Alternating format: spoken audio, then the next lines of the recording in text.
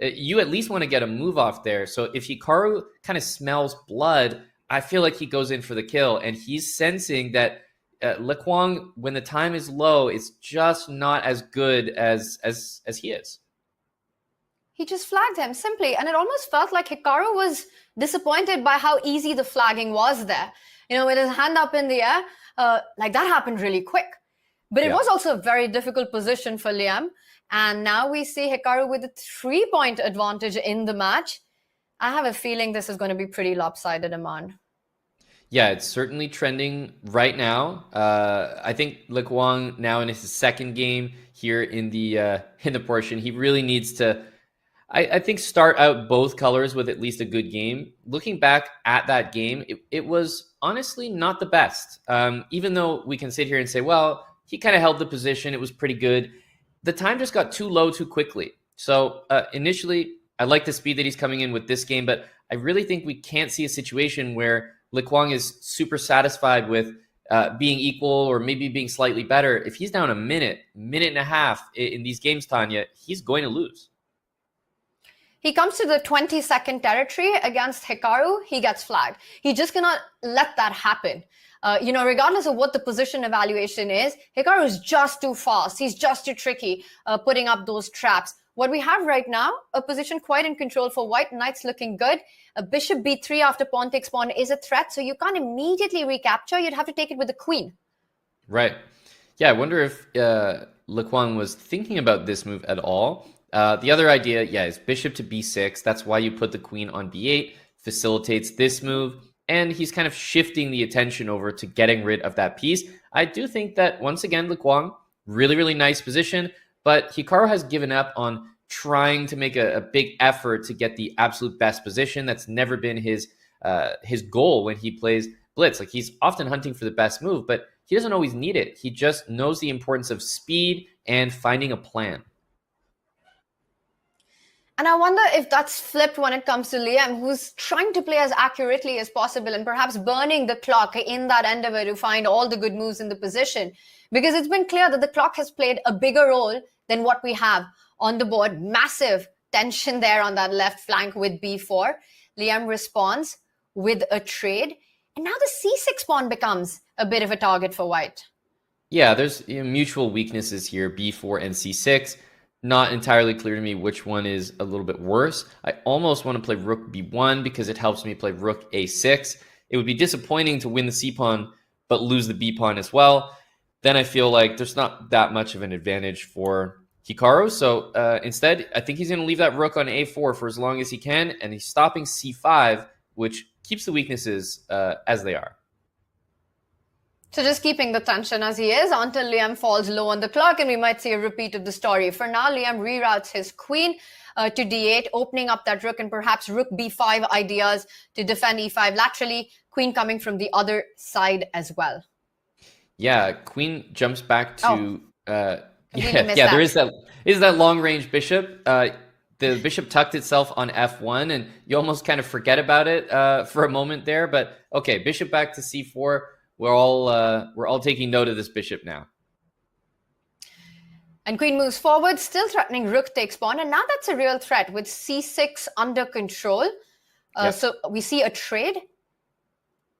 And I wonder when would the knight jump to f4?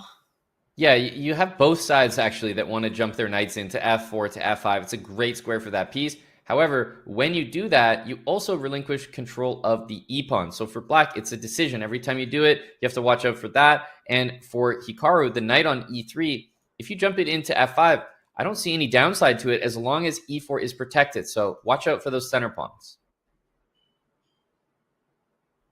A knight on f5 would also target the d6, e7 square. It just looks like black's rook are slightly worse placed once those knights do land there. Rook c4 really nicely placed there. Like I said, defending that central pawn. Now knight d6 coming into play. That's a bit of a threat. Stopped.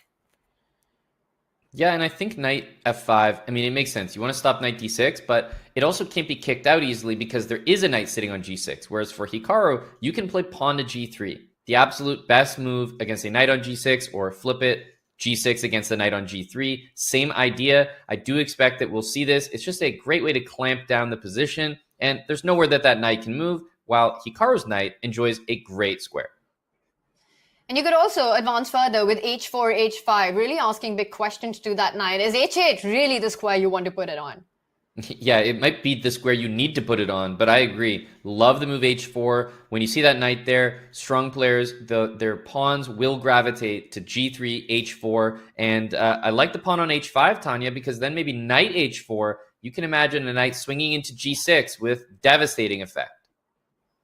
And I don't even know how this happened, but over the last 10 moves, white has completely dominated all of black's pieces, which are on the starting rank of the position. And it just felt like black had his own activity. Suddenly there's a knight on h8, the two rooks which are looking like they're doing nothing at all. An active move there, attacking the white rook and the pawn on e4. So it does come in with a threat. Yeah, and I wonder if knight e7, like maybe he could have underestimated the move knight d6, because it looks to me like Quang played a reasonably accurate series of moves there. There wasn't a good answer to knight e7. Instead, it was counterattack with knight d6, so a really nice move. A lot of times what's happened in this match is Hikaru is just playing, well, the move that asks the most questions. He knows he wants Liem to burn the clock. He knows if it goes into, again, that 20 hyper-bullet segment, hyper-bullet territory, he will be the one who will come on top. He's created the imbalance with the b4 passer, but he doesn't like what's just happened because rook takes pawn is possible here. Yeah, rook takes b4, e4 is hanging. Now, I think, you know, the training wheels are going to come off, and he's got to activate into that speedy mode we see at the end of every game. There's rook c7. Apparently, this is a balanced position, but let's see how it develops here. Knight c7, rook takes b4, 12 seconds to 20. And it's Hikaru with less time right now, but don't be surprised if that completely changes over the next few moves. A knight from h4 was threatening to jump into f5, stopped now. The white rook attacking all of the 6th rank, tying down the black rook to e8. Yep. There's a nice idea of knight d6, knight c5 with the threat of his own. So are we going to see the rook stay on the 7th rank? Knight e4. This is just a fork right now. So do you have to take? He does take. He goes in. We'll see everything traded off. Knight g6. The e4 pawn falls. And again, the position is a draw. But will Hikaru play this out? Yeah, I think he'll definitely play it. And it's not necessarily because he believes he can win it. But I do think he'll play it on. He's going to try and advance his king. King d4 would have been met by a check on e6. So that wasn't possible right away. Yeah, we do see the knight. It's going to have like the g3 square to hit the f-pawn, defend this pawn as well. I don't think there's a realistic attempt here, but I can see what Hikaru's up to. And look, because it's happened so many times, we have to believe it's possible again. But this time, I think with f4 hanging and eventually the black knight sacrificing, if it's needed for the h5 pawn, the white king to offside, there'll be just no material left. But look at that, Hikaru still finds a way to keep the pawns defended. He's coming back. It's still game on. He has an extra pawn. That's something to play for. It's absolutely something. And the fact of the matter is he has the extra pawn, and f5 does not work, but knight c5 and knight d3, and Hikaru did it again. Knight d3. Hikaru's shaking his head because he knows how good it is what he's doing right now. You can't count it out.